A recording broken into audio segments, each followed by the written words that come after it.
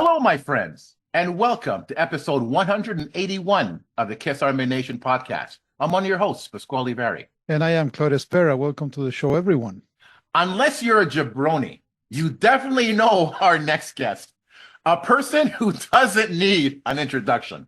Kiss Army from Montco Radio, where music and minds meet. The host of the Kiss Room, Mr. Matt Porter. For the fourth time, welcome back to the show. Yes. Look at that. I'm thrilled to be here. Now, it's funny.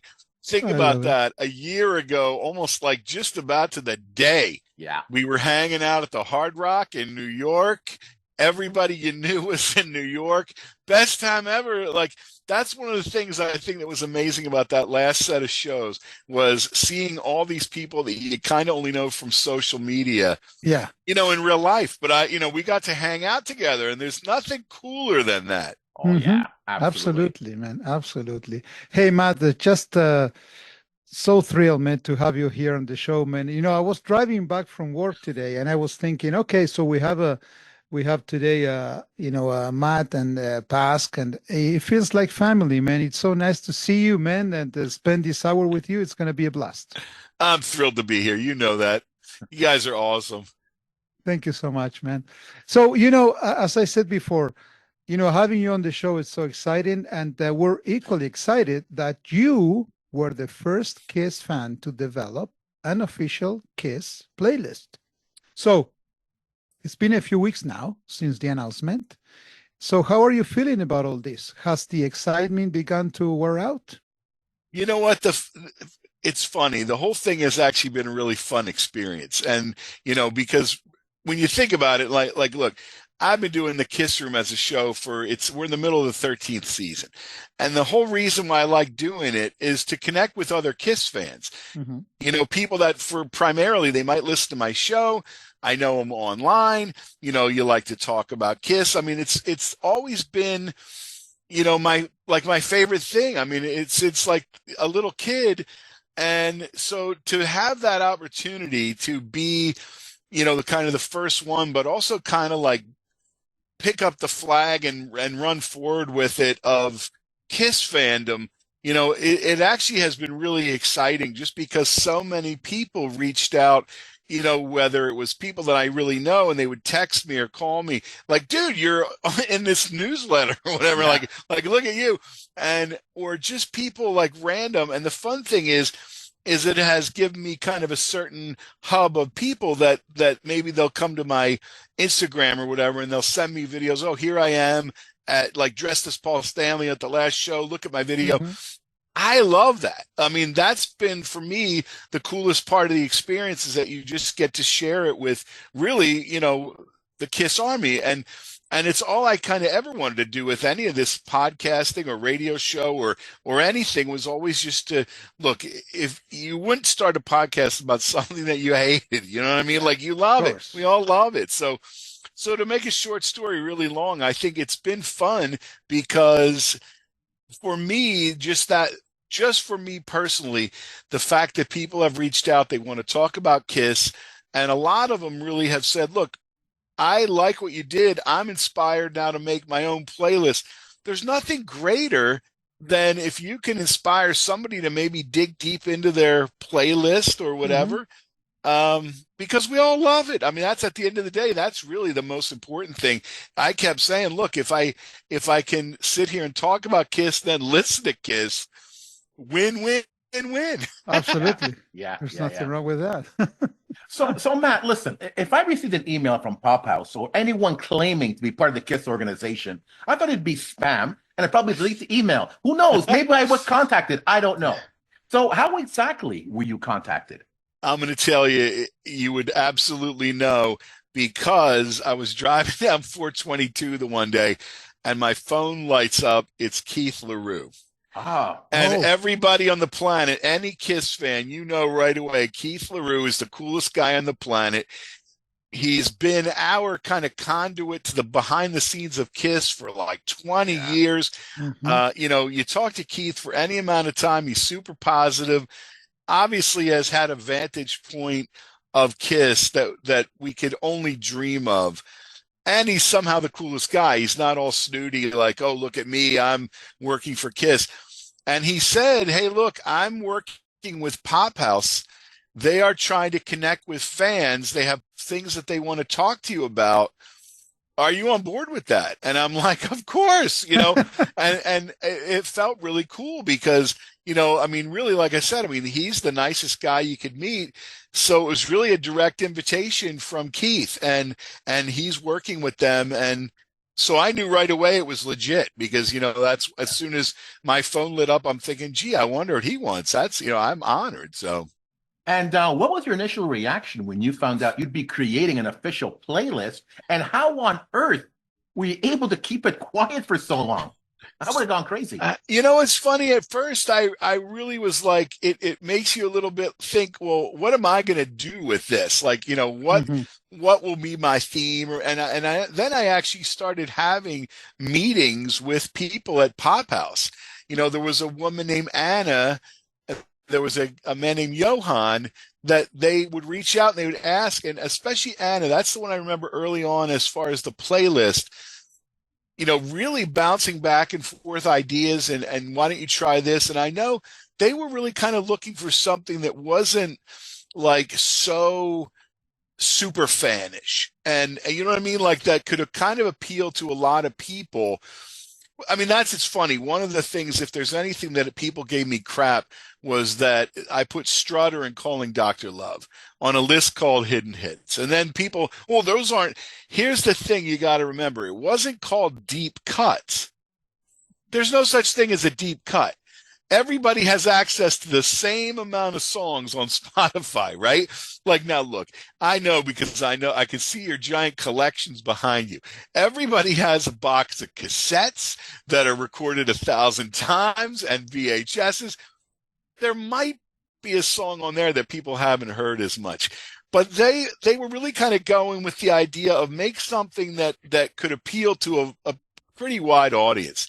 And so my idea, my rules were simple. Is number one, I like these songs. Right, it comes down to it. At the end of the day, you're not going to find something on there that I'm on the fence about. It's all songs that I really like. So we had meetings back and forth, and I said to them, well, like, and I think she may have even come up with the name Hidden Hits. I had a couple different names. I can't even remember. I mean, this is back in the summer. Like we started talking about this back in the summer.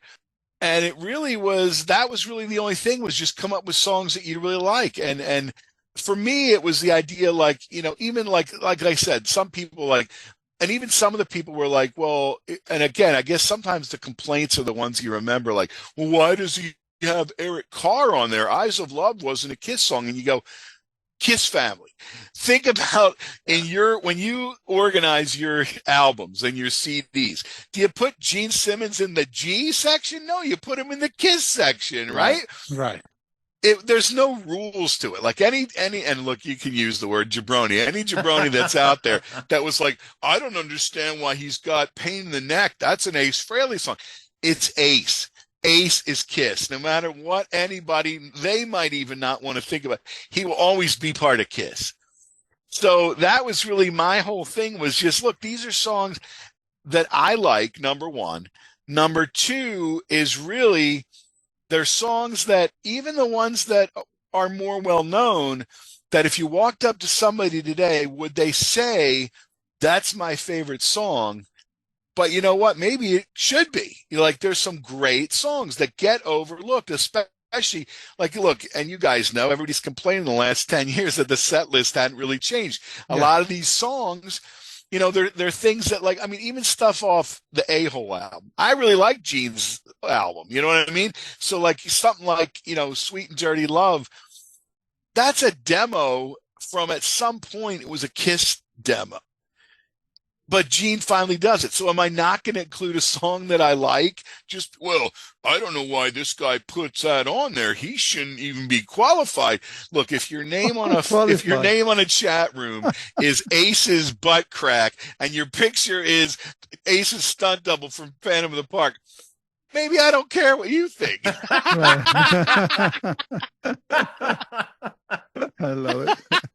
So, I mean, really, to keep it quiet, they said, look, don't mention this. don't talk about it on your show until we kind of give you the go ahead. Mhm. Obviously one of the greatest parts was I made that video that was the announcement of it. I made it in the Montco Radio studio, and my friend Sean Sealer actually shot it.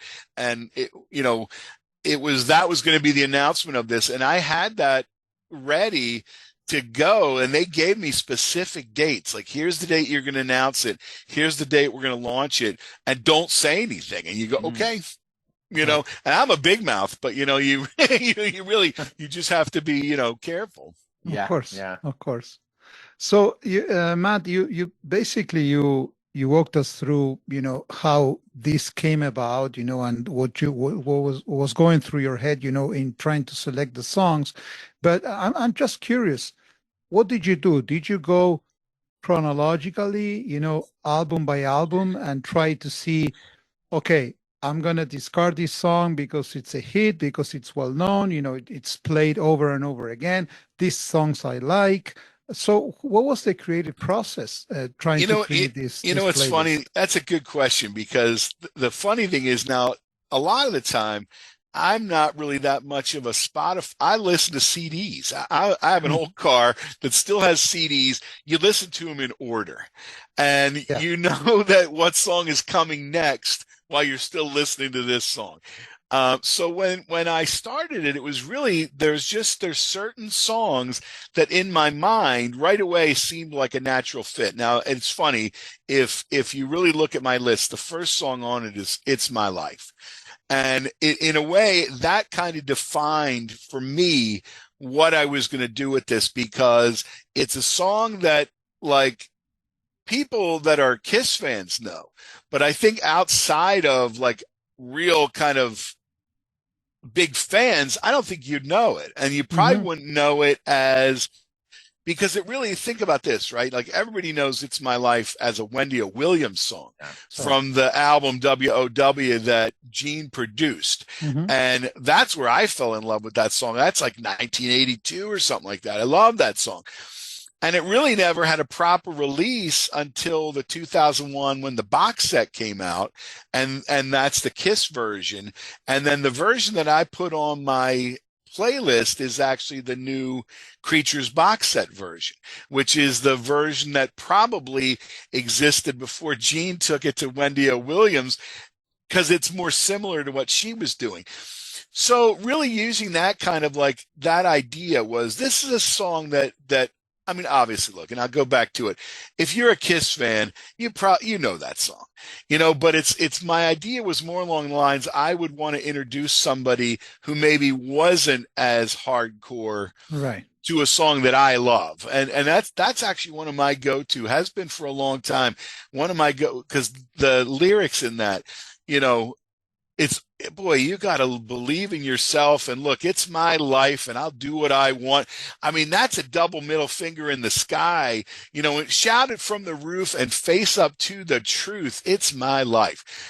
Man, is there a better way to kind of get started? And it's and that, in a way, that's the thing with my list was, why wasn't this ever considered for an album? Why did it never make, like, obviously maybe they said, well, you gave it to Wendy O. Williams, we're not going to do it. But I love that. And that Creatures box set version is heavier, and which I love about that.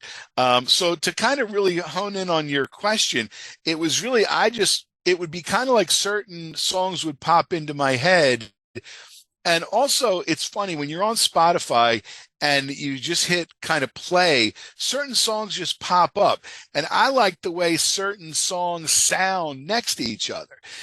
Somebody was, again, going back to it, like, somebody was giving me shit, oh, Strutter, how can he include Strutter? But think about it. If you ask somebody, what is your favorite song? Chances are Strutter might not be in the conversation, but what a great song. First song on the first album. And if you listen to that, like, and it's funny because I put it in, I had Magic Touch right into Strutter. And when you listen to them back to back, there's a certain, I don't know, there's just a certain chemistry there, and again, the fun thing, and I always say, look, if you don't get it, it's kind of like when your friends used to make you a mixtape. maybe if your friend never made you a mixtape, maybe you don't have the right friends. But you know, Right on. it was really, so that's really all it was there's certain songs that, like, even going down the list, like, and it really was I didn't go in order. Like, I really liked your episode where you talked about, oh, there's that one song I can't stand. Yeah. Like, if Yeah. only this song wasn't on the thing. But like Childhood's End off Carnival of Souls. Yeah. Like when Carnival of Souls came out, right? Everybody got it as that leaked bootleg on a cassette. Yeah. And I remember specifically sitting at a red light at this intersection, and I'm listening, and I'm kind of like, wow, I don't know, this grungy kind of Kiss, I'm not so sure about. But if you listen as Childhood's End fades out, and he says, "You've got something about you." He's doing the God of Thunder. Yeah. I remember sitting at the light that night, like, he's speaking to us in code. It's Kiss. It's Kiss. Like, it doesn't take a lot for me to, freak out. But but it was really like a song like that. I don't know that anybody, like, that's not necessarily making your first tier of songs that you'd pick. Of course. Maybe. But yet, to me, it is. It's something, and a couple of people said, I mean, yeah, my list probably leans a little heavier toward Gene. I'm really a Gene guy. Mm-hmm. But even stuff like, if you go down the list, like, to me, like Freak. Yeah. I think should have been in this last tour. Oh, yeah. What a great song. Again, an anthem. I've got streaks in my hair. Yeah, because they're gray, but at least my hair's still in my head. It's like at some point that's, I really thought that's a song that could have really been something, just another anthem for Kiss fans. Yeah. So that gets thrown into the mix. Like I said, even stuff off of what are not considered necessarily Kiss albums, I would throw it in just because I like it. At the end of the day, that's like, if it came off Paul's 78 solo album, which some people don't even consider Kiss albums, right? They don't put them. I think when you did your songs that should be left off, I think in the criteria that the solo albums weren't even on the list, right? Yeah, so everybody files it different. And even something like Calling Dr. Love, like, to me, Calling Dr. Love, sure, everybody knows it, but when you think of Rock and Roll Over, there's other songs that seem to get more attention. Mm-hmm. And I have always thought, like, obviously God of Thunder is like Gene's signature song. But I put on, like, Yes, I Know Nobody's Perfect, because to me, that's Business Suit Gene's signature song. Family Jewels, Sunglasses Down, nobody's perfect, but I come awfully close. And it's funny because that's another one. When that album came out, I remember thinking, man, this is going to bring everybody back to the table. There's elements of 70s Kiss. There's elements of 80s Kiss. But some people can't get past the makeup. Like, they just can't do it. But like a song like that gets thrown in the mix. I mean, it's really, but then you have stuff like Howlin' for Your Love. Not as well known, but really a fun song, and Don't You Hesitate. I love Don't You Hesitate. That sounds, that's like a 1975-ish era, but it could have easily, like, you could totally hear that on, like, Dress to Kill. Oh yeah. You could hear that on Destroyer, and that's another one where you sit there and you go, well, why did that get left out? I love that song. So that's a long kind of, I talk in circles sometimes because I'm trying to think of what you're saying. It's true. But it's true. It's the way you kind of explain it. It makes perfect sense. And at the end of the day, it's your playlist, and you do whatever you want. So on that, were there songs that you had to left out? Some songs that you say, oh man, I want to put this in, but no, I can't. It didn't make the cut. They said keep it around 2 hours. Okay. And I kind of whittled it down. It's the problem with anything. Like, you're driving along and you hear a song, oh, I should have included that one, or I should have included that one. Like, there's always, because there's every day, like I really, after I even started, like, I really should have chosen some more Bruce Kulick stuff that people might not have been as familiar with.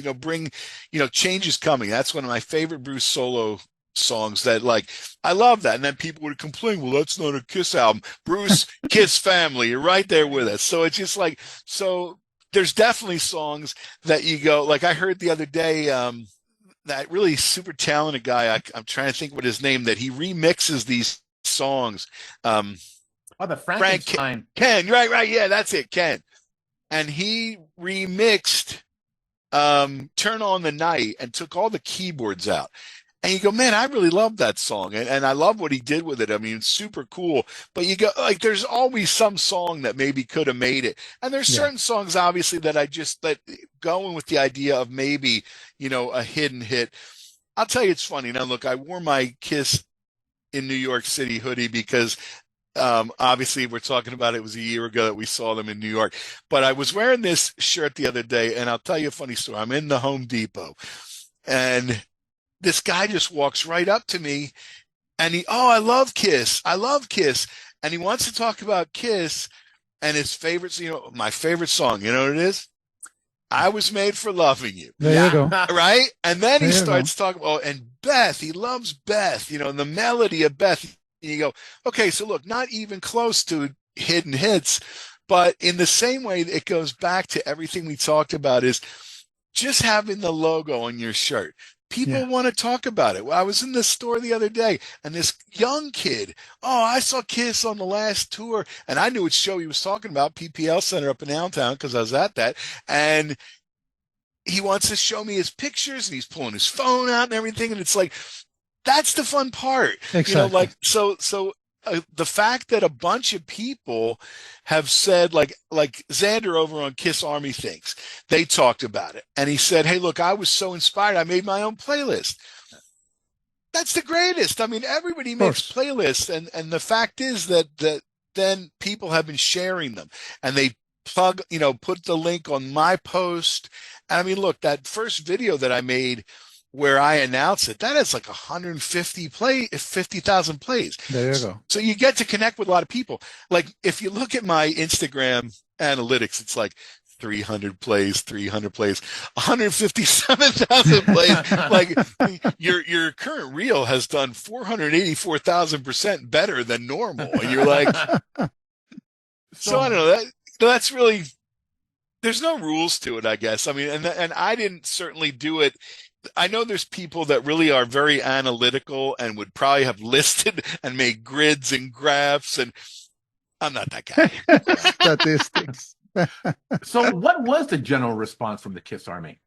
You know what, I got to say that, like I said, the fact that we're on the internet where negativity gets a lot more attention, 98% of it was really, really positive. Mm-hmm. And certainly, like I said, people that I know in real life and people that I know via just social media and things like that, the people that reached out, it was really nice. People liked it. And that was one of the themes was, I like your playlist. I was listening to your playlist this morning at the gym. I listened to it on my car ride. All those kind of feedback, that really made me happy. And you get people there. And that was the second thing, was then I'm going to make my playlist. I'm inspired to make a playlist based on what's going on right now. And that was, a lot of people said, hey, look, I'm going to have a playlist ready. If they need the next one, I'm ready. And that was fun, and for the most part, if you go deep into, and people would send me screenshots from groups that I'm not even in, where they're busting on me, and people like to roast you. There's a certain amount of ball busting involved. There's some well-known message boards that maybe were not as receptive because, look, they're taking this stuffing out of Gene and Paul. So, I'm fair game. I don't care. I mean, and like I said, I think like when you really look at it and you see people that are, angry enough to post really crappy stuff about Kiss, look, I'm fair game for that, so I don't care. It really doesn't bother me. But like I said, for the most part, the fact that the percentage of positive stuff crushed anything negative, and you just have to. That's one of the rules. You can't read the comments, but even the comments were pretty nice. Yeah. But the biggest compliment was, like you said before, people were creating their own hidden gems playlist. Yes. And, that says to me that you sparked something special in the Kiss Army, which I thought was fantastic. I think that was really their intention, was this is an easy way to hit it out of the park, to get people involved, to get people talking. And look, I'll tell you, and I can't really, like, again, I have to be kind of quiet. They have a lot of stuff planned. They really do. And we've been privy to a little bit of it. It's one of those things, you got to launch something. And, I thought it was a great idea because it's something that literally everyone can do. You can all get involved. And even if it's just, making a list, but the fact that so many people did, and believe me, I searched a lot of the ones just to see what people's playlists, and I'll listen to their playlist. And I have a long drive to work and home, it's nice. It's something different. That was the main thing. It was something different. The order of the albums, and the order you'd put in yours. Let's see what somebody else would do. That's the fun part. And at the end of the day, if you're listening to more Kiss, my job's done. Exactly. Right. Exactly. Right. I have a question, Matt, that we're going a bit off script here. We've known each other for some time. We had the chance to meet, in person last year in New York, and truly, man, I know that Pask, he feels the same. We kind of admire you, for what you do. You've been running, a Kiss room for a long, long time. But to me, it goes even farther than Kiss. As a human being, as a person, it's you're one of a kind, man, and you can tell it by whatever you do, in your life. It doesn't have to be with Kiss. So the question is this: when you were invited by Pop House, did you think about consequences that this project could have, that maybe it was going to hurt you, or you didn't care at all? First of all, thanks for such kind words. I mean, it's nice. That's, if anybody's watching and they think that their screen is turning red, it's really my face from the blushing. What's funny is I even said to them in one of the meetings, I expected, like I said to them, look, for every 5 nice comments, there's going to be 1 indifferent comment and 4 negative comments. Like that. Just I kind of, that's, and really the fact that it's really more like 8 nice comments, 1 stupid indifferent comment, and then 1 negative comment ratio wise. But I kind of expected. I mean, look, we've all been kind of doing this long enough that you put yourself out there. You put yourself out there as yourself. You guys do your podcast. You're yourselves. You're not characters that are on here. It's your real life. And I think that I'm pretty used to that because, it's just what it is, and I've also, I've been real lucky. Obviously, to go maybe a little deep, but I always had, I was always a pretty happy person growing up, and I had a very, my mom and dad and my brothers and sister, and, I'm married almost 30 years. I have a wonderful wife that is just fantastic, and we have 2 nice daughters, and, I have a job that I've loved. I'm there at Montco almost 27 years, which is something. So when you really sit and take kind of stock of your life, I really can't complain. And the fact is that really when you think about all this Kiss stuff, it's really just icing on the cake. It's your fun thing when you don't want to deal with kind of the harder parts of your life. And look, I say it all the time, like Detroit Rock City is one of my favorite songs because it's got that intro that's just long enough for me to start the CD, and the time it takes for me to get out of my parking spot to the exit of my work, it puts you in a better mood. And just about as those guitars come popping in, and really I guess I'm just kind of wired that way. I'm always a glass full kind of guy, it's just, and it really is, I'm sure there's some psychologist somewhere that would love to pick apart why I'm so delusional about my life, but but it really, it's funny is just, I think then again, that's something that I've always just really been a Kiss fan, is it's creative and it's telling you, be larger than life, believe in yourself. I believe in me, It was never about, like, you never had those songs where it's like, oh, I'm going to jump off the roof, Yeah. no, that's not me. So it's just, so I appreciate your kind words. I mean, I really do. And it's funny because it made me think the first time I met Pasquale he came down to Monaco, Yeah. and I was in charge of the event where we did a radio marathon all day. And then we had the Kiss Alive 75 at night. And we made this event called Kiss Hunger Goodbye. And so I remember I'm in the middle of the hallway trying to get a table out because we needed a table. And I see you come walking down the hall, Pask, and I'm like, it's like when you see somebody that you only know from online and there they are in real life.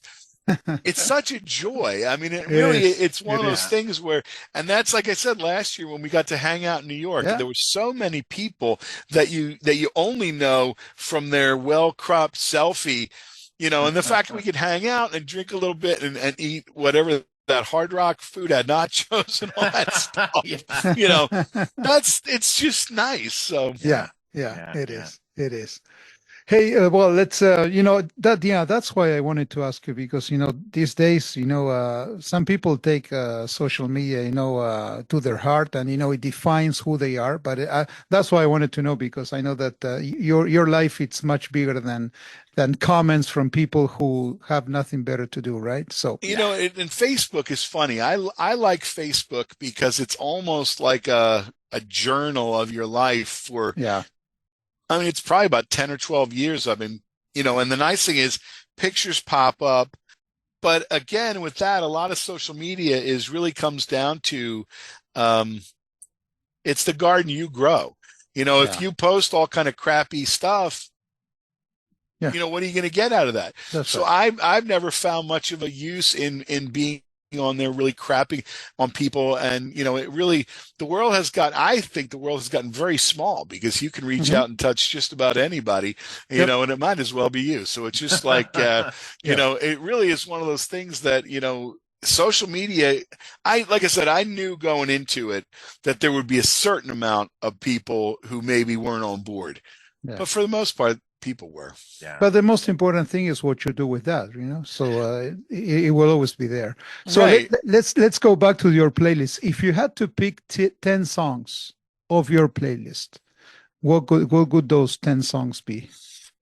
What's funny is a lot of it is like, it's the ones that really stick out from my playlist are the ones that maybe didn't get as many spins. Stuff like It's My Life, or, I think Eyes of Love, I don't know why that was never on a Kiss album, because I think that would have been huge. You figure Hot in the Shade already had 76 songs on it. They couldn't put one more, and that would have been a really great feature for Eric if they had really let him step out with that song and, really have a defining song. Things like that, looking at my list, the ones that I really kind of like, stuff like Don't You Hesitate, the ones that aren't as familiar, maybe you haven't heard a billion times, I really like that song, It's the Fire. It's not the smoke that burns. And it's fun because it's one that even one thing I do in the Kiss Room, and people might not be familiar with it, but we do a thing called the Kiss Room Demos Project. And bands, I put the word out. If you're a musician and you could write a demo for Kiss, what would you do? What song, like, you write a song and let's put it on there. And I get the first time I thought I was going to get, right now, people were sending amazing, really fully produced, and I'm in the middle of compiling songs for Demos Project Volume 8. Yeah. Oh, wow. Yeah. But one of the guys sent in a cover of him doing It's the Smoke. And, and this is years ago because, obviously that song had floated around. David Scott King, I think that's his name. And I don't know my own history. But the funny thing is that, like, that's another song that you go, man, I love that song. It's funny. One of the ones that's on there that maybe is a little more that's a little more well known, but like to me, Magic Touch is one like that middle part where he sings about in the falsetto and you see her and she dances by. I think that's one of the most heartbreaking, realistic, like when you listen to that and then you apply that to maybe a relationship you had with somebody or whatever. that song, in the core of it, you go, man, that is he's getting into some deep emotion in that song. Oh yeah, big And time. that's why I've always loved that, is that like you really like you, and a lot of it, it's funny. Um, you start listening to this stuff when you're 8 years old, and it doesn't mean anything. Like that does, like, I don't get that. I haven't had a girlfriend at 8 years old, but when you're all of a sudden you're 20 something, now some of those songs really made a whole different view on you. And we could do a whole other show on songs that were different when you were 8 versus when Absolutely. you're 50. Absolutely. And that's really, so that would be one. Stuff like, even like just thinking about my list, like Is That You?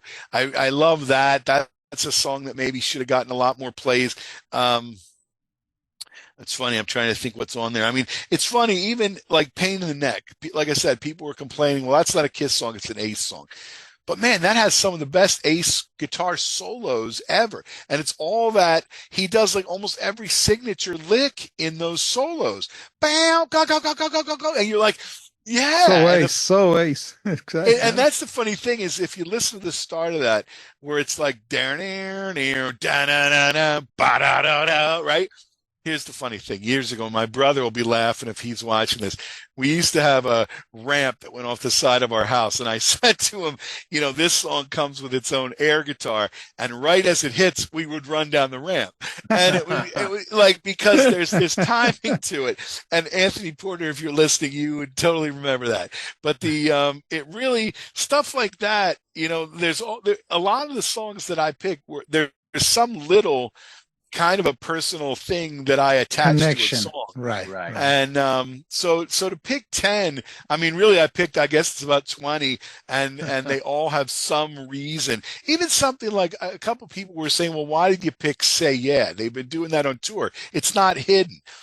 But it's one of those songs that I really thought, man, I thought that song was going to be huge for Kiss. Yeah. I love that song. And I'm always surprised when you hear people going, oh, no, I hate that song. That's no good at all. And you go, like, what? Like, really? Like, I don't know. I love that song. Mm-hmm. So yeah, it would be hard just to pull. It is Every song on the list, there's some kind of reason why I picked it.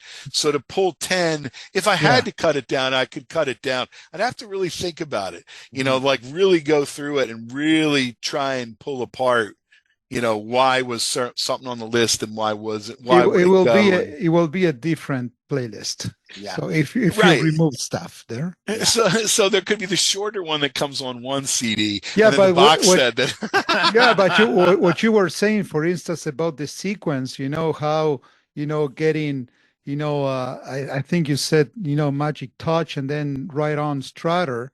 So if you remove stuff, it will not be the same, because the sequence makes sense. And it was fun, because that was the thing that, certain songs in your mind, what's going to come next based on the album. Yeah. So when you put them out of order, I think it gives it a certain energy. Yeah, it's just fun. Yeah, it is.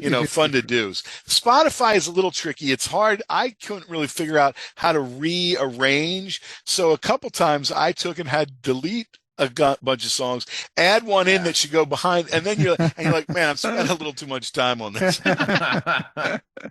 So Matt, if you don't mind, I like to indulge and have some fun with a playlist of our own. So, Claudio, imagine Pop House asked you to create a playlist. What would the theme be, and what would the top 10 songs look like for your chosen theme? There you go. So that was hard, I have to tell you. But this is what I came up with. I called this playlist Before Going Solo. Okay. So I took the first 6 studio albums from Kiss. Not because, nothing against, the other members of the band, of course, I love all eras, but I think that, the sound of Kiss comes from those first 6 albums. Okay. Then there were other iterations of Kiss, different era, the 80s, the 90s, etc. So the rationale behind the selection of the songs is, to me, those songs that represent what Kiss is in terms of music. Okay. I concentrated just on the music, and again, as Matt was saying, songs that I really love, and I think that they didn't have the impact that they should have been, that they should have had over time. So again, I'm with you, Matt, on this one. Strutter, it's part of my list. I don't care what anybody says. Strutter is there. Then I have Let Me Know. I have Going Blind, Coming Home. That's why I love so much, Unplugged. The set list of Unplugged, it's something unbelievable, man, what they played that night. I have Come On and Love Me. Some people might say, yeah, well, there's even a video, it's a hit. Well, I don't think it's a hit, but to me, Come On and Love Me, it's a great tune. Getaway from Dress to Kill with Peter.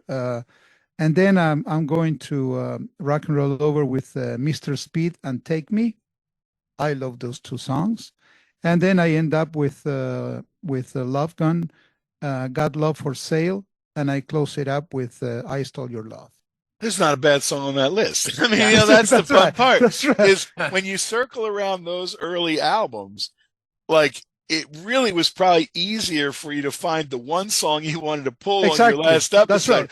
than to try and pare them down. Yeah. And that's what a great list. That's funny because that's the fun of that is if you put that on Spotify and then I'm listening to it, is that variety and you don't know what's coming next. And this is Claudio's version. That's the fun part. Like you nailed it. Yeah. Well, thanks, man. Well, what about you, Pask? If we did the same thing. Right. So we're all Kiss fans for different reasons. And for a lot of us, we're fans for personal reasons. So I have, like Matt, I have a personal philosophy in life. And it's about being positive, about, living life to the fullest, being good to yourself. And that's the title of my list. Now, I'm not sure if my philosophy came from Kiss or I had the philosophy and Kiss sort of reinforced that philosophy. So I don't know where I start and they whatever. I don't know. I don't know. So my 10 songs.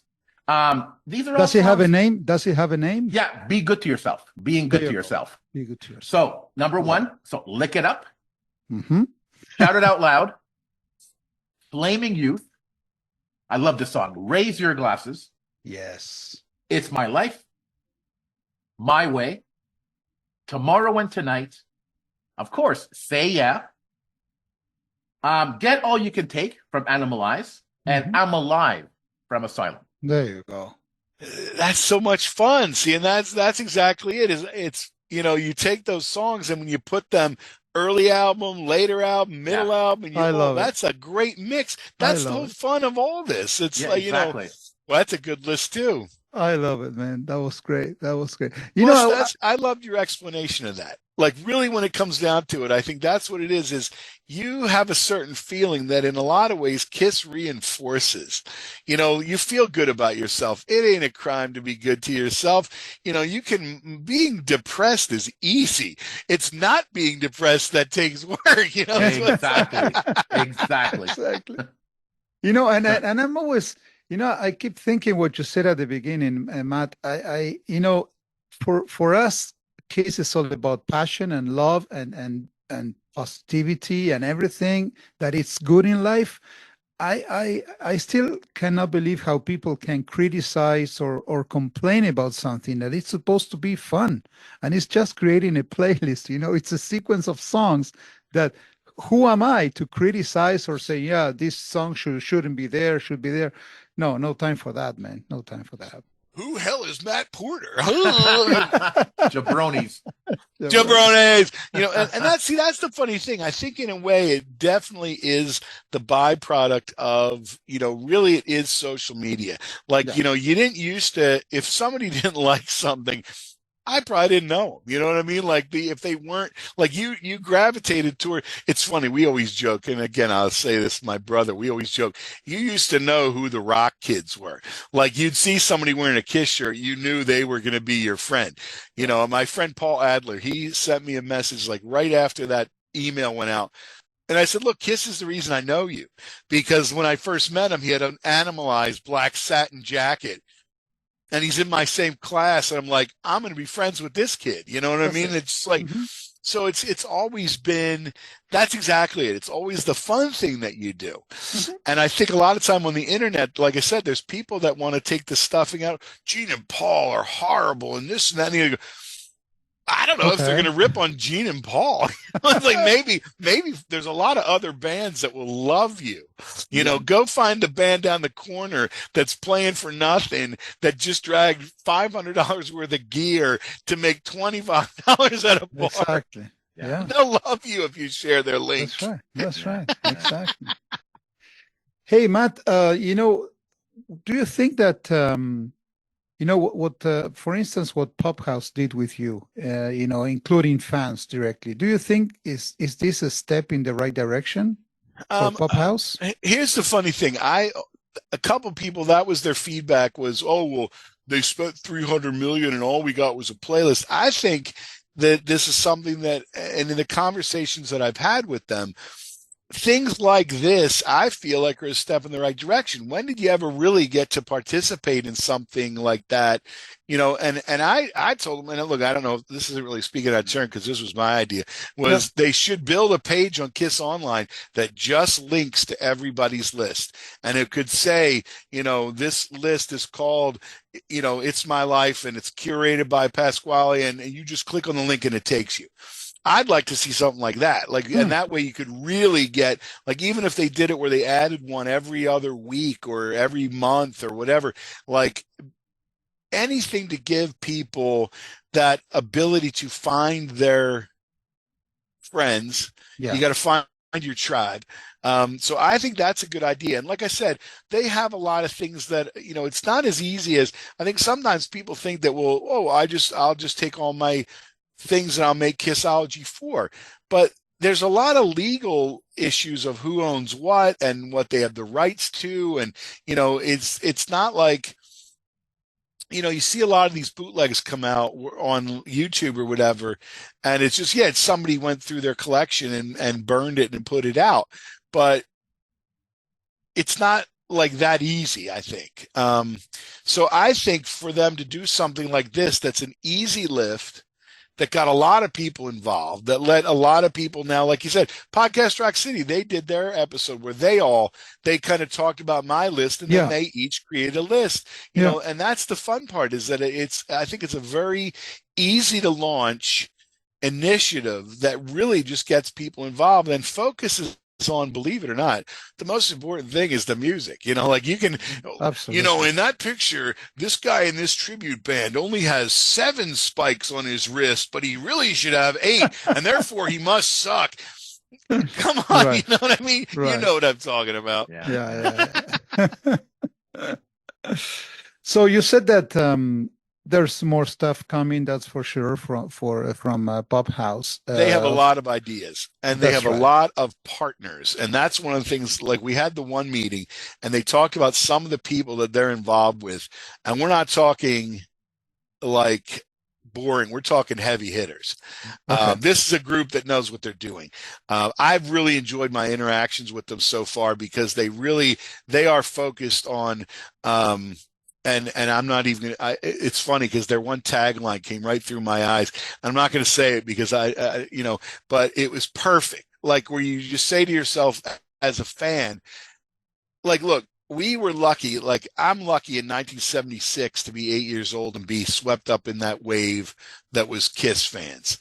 And they've never left. And there's people that have jumped on board for 50 years and they've always given us something. Should that continue in one form or another? Sure, why not? Maybe there, you know, and it's funny because even like the other day, somebody in my Kiss Room Facebook put, my nephew or whatever, or my grandson or whatever, doesn't really like Kiss. What should I do? And a lot of the comments were, don't push it on them. Like we all discovered the thing that we liked, you know, like Lenny Deal was our neighbor in Percy. He would put his speakers out the window. And in that summer, he's blasting Kiss out the window of his house. That's how we discovered Kiss, you know, our neighbor. And it wasn't like there was anybody saying, you know, you really should listen to Kiss. It was just, we just liked it. And I think that the more they can do just to keep putting things out that, you know, I'm lucky, and I know Pasquale, you're the same, is that you work with young people. I work at a college. So you get that youthful energy from them, and you get to see kind of where they're at. And I mean, obviously my role in Montco Radio, I listen to every show, and I work with every DJ, and you hear what they're listening to. And it's a really wide mix of, some of them are classic rock, some are, crazy music I never even heard. It's like, so I think to kind of put a button on that is, they know that there are super fans out there, and those are the fans that are easy. If they put out a box set, we'll all know where to find it. Yeah, of course. Yeah. The tricky part is, how do you kind of get to a younger crowd? Yeah, new fans. I always enjoyed that. That's one of the things I really like about podcasting, is you get some of these people, like Xander and his wife, and you had his wife on the show with you. Yeah. They're younger when they got into, they're getting into it when they're like, it's already like the makeup's off and on, and yeah. But it's interesting. Like, I really enjoyed that interview with her, because it's a take from somebody who discovered Kiss differently than I did, and at a different point. Like, I always joke, Cassius Morris, who's now, of course, a superstar of podcasting. I was on his podcast when he and his co-host, if you added their ages together and doubled it, I think I was still older. And it was, and it was just, and he's obviously gone on to become very successful in podcasting. But it was fun because Sonic Boom was their first new album. Wow. So they're jumping on board. And that's always been the fun part is, and it goes back to my thing. It's why I wear the Kiss sweatshirt. If people want to come up and talk to you about it, I love that. I want to share what I love. I'm happy to talk about it. I'm not going to crap on it. So Matt, it's been like a little over a year since the final show at Madison Square Garden. We've been talking a little bit about that. So looking back on the final show a year later, what do you think is the lasting legacy of Kiss? You know what? It's funny. Though that weekend, first of all, was, I think, one of the most fun weekends that I had, because like, we literally, and Bobby Dre, I'll give a shout out to Bobby Dreyer. He is fun to travel with, because he knows everywhere to go and how to get there, and knows the best pizza place. And, we got to go look at that. And he's like a bumblebee. You follow him because he's always just shot out of a cannon. So to be able to go up there and just that experience was unbelievable. Now, I think the legacy of it, unfortunately, there's a lot of people seem disappointed by how it ended.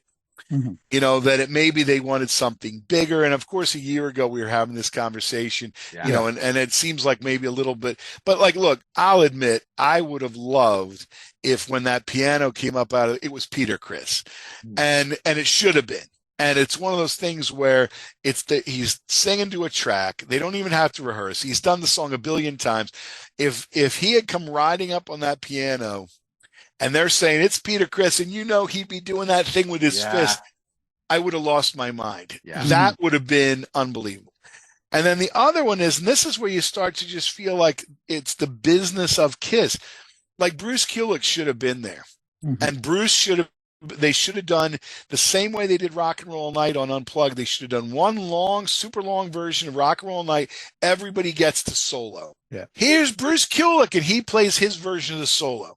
The thing is, you kind of knew by about March or April, when Ace was on Eddie Trunk bashing Paul, and I'm going to reveal his secrets, and they could pay me $250,000, and you knew he wasn't going to be there. Like, you go, and I'm sure it reminded them of the problems that they had before. Like, here he's making demands, and it was sad, because at the end of the day, I think the hardest part is that you get reminded, maybe more often than you'd like, that they're just people, and then if you ever know any band, I made the reference earlier about the band down the street.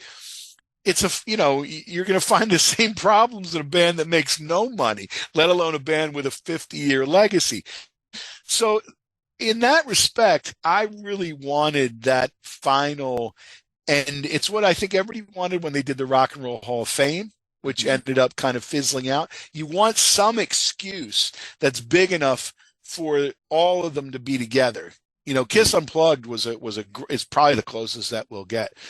Even the thing with the holograms, people are right away call them avatars. I really don't like using avatar because I think it gives you like your avatar is your picture on the internet. You know what I mean? Yeah. Like I think that what's because it wasn't quite presented, I think in its full capacity, people were disappointed.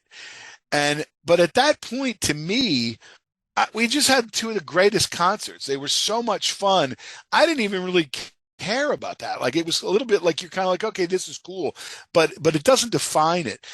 What I think really defines it is the fact that you can still go back to your album that you bought in 1976 and it sounds as great as it does now as it did then.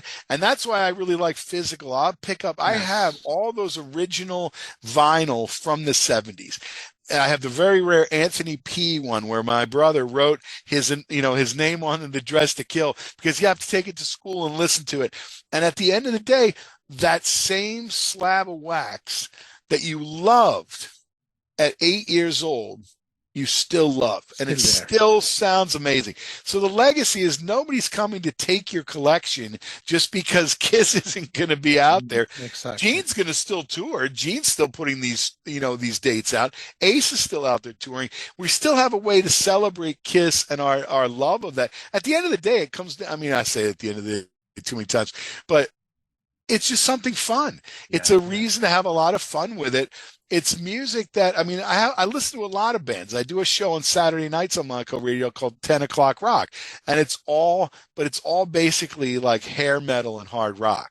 Mm-hmm. Like it's that era that in a lot of ways I always felt was kind of the children of Kiss. Motley Crue, I mean, come on, they can say that they were influenced by every other band, but come on, that's clearly there's a Kiss influence there, and it's like, but then again, I mean, and that's the thing is like a lot of those bands for me, that's how I got there was, I was already a Kiss fan. So when MTV starts rolling out bands like that, so the legacy really is that we will always keep it alive, and I think that's why, when you really look at it, we've just been spoiled as fans because they never went away. If you're a fan of a lot of those 90s grungy bands, they got a shelf life, some of them 3 years, couple albums. I mean, obviously if you're Dave Grohl, you're still flying the flag, but most of them, they were here and gone. And we've always had Kiss. And I think that's really the legacy to me is anything they do from this point on, really. I lived it in the 70s. It was fun. I lived it in the 80s. It was fun. I lived it in the 90s. It was fun. Every step of the way has just been fun. And that's what will always be, to me, what it's about. Mm-hmm. We've talked in previous episodes how social media and streaming has really changed our experience of bands, our experience of the music. Now, considering we're in the world of social media, how do you think Kiss will be remembered? I think certainly that they will always be remembered as those guys with makeup. Mm-hmm. I mean, there's everybody on the planet, whether you know the songs or not, if you see a picture of Kiss, you know what that means. It's like, I think that, so there's a certain amount of that. But I think really, it's like I said, a lot of it comes down to when you meet people in the street that just want to talk about Kiss because they see you wearing your sweatshirt or whatever. It's because it's always just been fun. And I think that's really, so social media, it's funny because when you really think about it, social media can be good and bad. We're talking because of social media. I love that. Exactly. You know what I mean? Like it's otherwise, I mean, look, I probably never make it into Canada, so how would I even know you guys? But it's like, but that's the fun part. So in the social media part, there are really, certainly very strong aspects of being able to connect. And like I said, you can connect with everybody. Unfortunately, you can connect with anybody. So it's really, so I think it's just, social media is just, it's another way of kind of sharing what you like. Back in the day when we made fanzines, and people, every story with a fanzine starts with, I worked at a print shop, and it's like, and that's how it got started. And, I think, it's just the next level. I think what's really scarier is when you start seeing things like AI and you can create music that sounds pretty damn real. Like at some point, you're going to have bands that only exist from your laptop. You know what I mean? Like, and now granted, those bands will make no money because they can't tour, but I think that's probably the bigger scope is going to be, where is music going to come from? Because, I play around with that a little bit, some of that AI songwriting, and it's pretty scary how good it can make something. And to the point where you could listen to it, you really got to go, but then again, it's one of those things where 20 minutes ago, this song didn't exist. Now it exists, and it was an idea. I had maybe 10 lines of lyrics, and it makes the music for you. And you're like, so I think the legacy of Kiss is safe in the fact that you'll still be able to walk into a record store or online and download Destroyer. I mean, if you're some kid, boy, it still gets me excited. Like that's the thing is, it's like you said, even like when you were picking those first 6 albums, when you think of those first 6 albums, and Alive 2, just that gap of years. If you talked about, okay, I'm going to go live on the desert island, if you just took that group of albums, I'm good. I'm fine. And that's the thing. So and that's always the fun thing. Like I had mentioned earlier, was I think it's always fun when you find people, when did they jump in? And it's interesting to find that out, because like, let's say I handed you a stack of all the albums. Yeah. You'd be overwhelmed. And would you go to something like The Elder, where, when you remember when The Elder came out, it was just the next Kiss album. Yeah. But if I gave you all of them at once and said, I want you to listen to these, what'd you do? What would you do? You'd be, as somebody who's just discovering them would probably be blown away by that. So Matt, imagine you were running a KWA meeting, a Keith Withdrawal Anonymous meeting. What would you tell the fans in your group? I love that. That's really funny. The Kiss Withdrawal, and not so anonymous, because they'd know it was me, except for if you didn't know it was me. But I think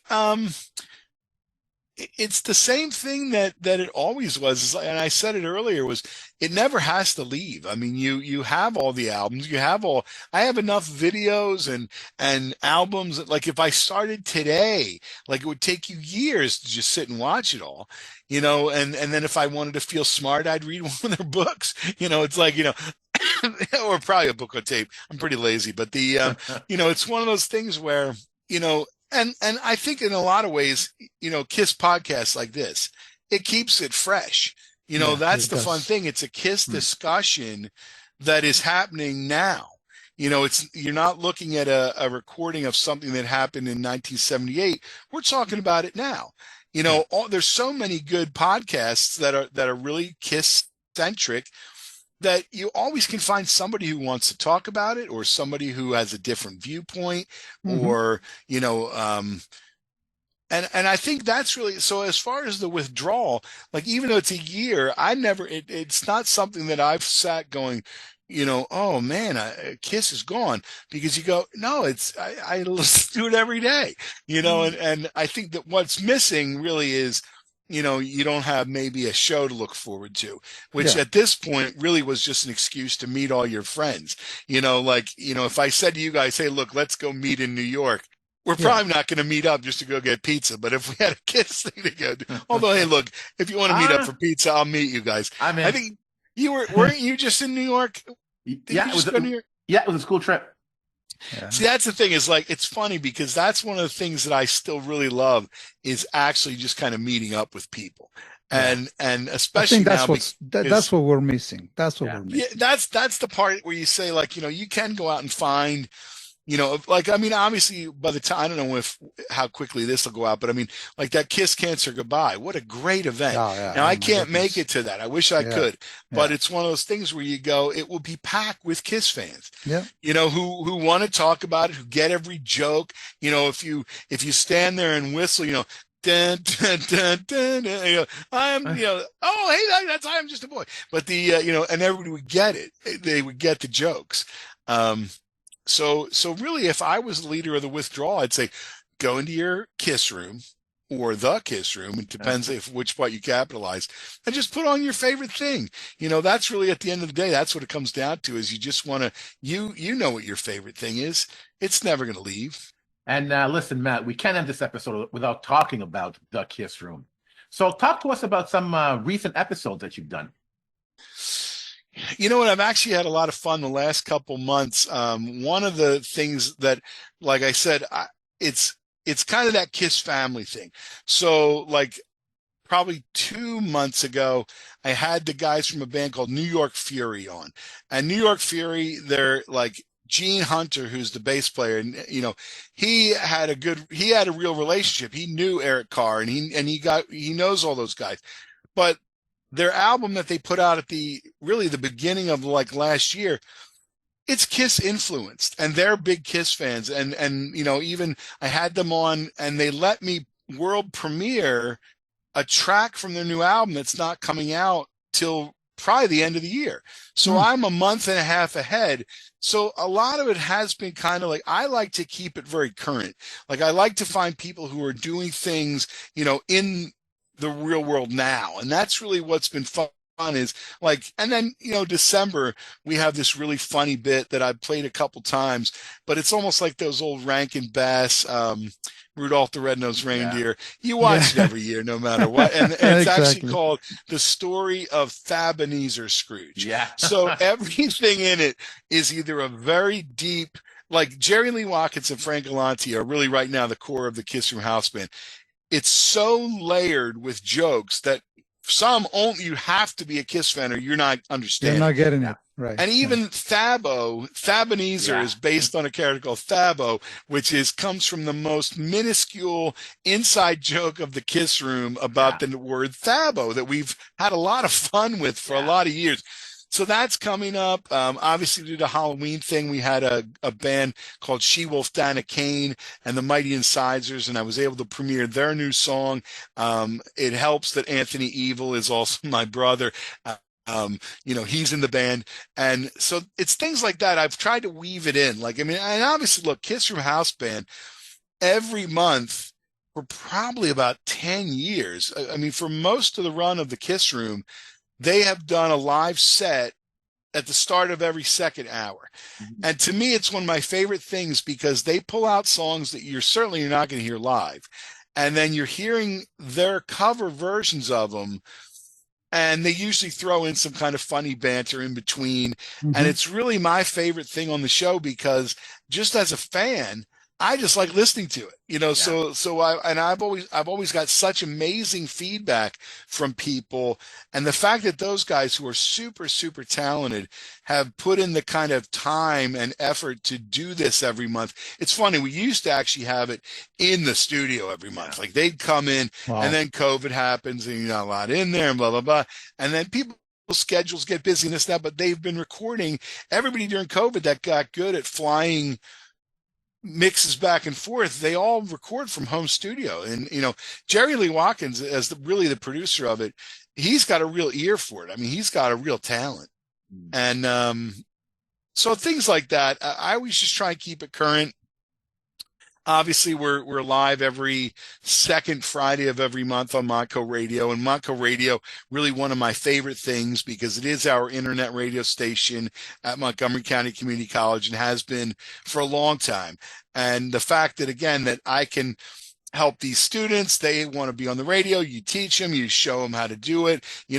It's always been my favorite thing. And the fact that the Kiss Room can be part of that is really, still really means a lot to me, even all these seasons later. So, yeah. And I got to end the show by saying, if you're not listening to the Kiss Room, you're a jabroni. I love it. You know, look, Simple it's as funny. that. It's funny. It really comes down to there's only so many hours in the day. If you want to spend any of those hours with me, Yeah. I'm thrilled. You know, and that's the thing is like it's funny because like I said, I have a pretty long commute every day. So I'm driving an hour each way. So like your shows, a lot of time they're coming in right around an hour from the time I roll out of my house to the time I get to the parking lot. It's perfect. Right on. You know, because it's right in there. And it's just like, you know, I'm not going to listen to the news. I got to listen to the news for 5 minutes to know if there's a traffic jam on 422. But I know it's cold out. I don't need the weatherman to tell me it's Nothing cold. new. So it's just, and sometimes, you know, you just want those familiar, friendly voices. Mhm. And that's really, you know, I appreciate that. So, Matt, like I said at the beginning of the show, man, this is, I think, the fourth time we had you on the show, and you were, I think, our guest on episode 3. Episode 3, we're at 181 Wow. now. That's That's really amazing. incredible. So, like Claudio That's said, fun. man, yeah. So, like Claudio said, like you're part of the Kiss Army Nation podcast family. Hey, and you know? even have your shirt on. You make me proud. Look at that. Look at that. Yeah, I should have that, man. So yeah, I yeah, love have- the fact people send me those pictures from all over the planet Yeah. wearing their Kiss Room shirts. And you like, I got one the other day. This guy's in Dundee, Scotland. And you go, I'll never make it to Dundee, Really? Scotland. And there he is at the show wearing his Kiss Room shirt. You know, and then the fun thing is people will send me pictures if they see somebody wearing a shirt. I saw somebody wearing your shirt, and they send me pictures, and then you figure out who it is because obviously it's somebody I know. But anybody has a shirt, I probably know. So. Yeah. I love it. No, but Well- you know, the success of the show really is like Scotty was saying at the beginning. It's a testament to you and who you are, and you're such a passionate Kiss fan and a down to earth, genuine person, and that comes off to other Yeah. fans out there. You know, that's what makes you and your show so special. I really appreciate it. You Thank guys you. say such nice things about me. I'll be back next week or anytime I'm depressed. Anytime. So it's- Again, Matt, so thanks a lot, man. Thank you for your time. You know, congrats again, you know, for being, you know, for taking the flag of the Kiss fans, you know, with Pop House. You did a great job, man. That there's no one else that could have been picked, you know, but you. So once again, man, keep safe, and it's always nice to see you, man. Full of energy, and love it, man. Thank you so much. Thank you guys. I really appreciate it. Thank you. To the Kiss Army, we hope you enjoyed this episode. If you have any questions, comments, or ideas, please send them to talktome@kissarmynationpodcast.com. Please like and subscribe to support the amazing guests we have on our show. Until the next time, remember, never stop rocking. Take care, everyone. If you enjoyed this episode, check us out on Facebook, Instagram, and X. You can watch us on YouTube or listen to us on Podomatic, Spotify, iHeartRadio, or wherever you listen to your favorite podcasts. This is about you, so please like and subscribe to support the amazing guests we have on the show. See you soon, Kiss Army.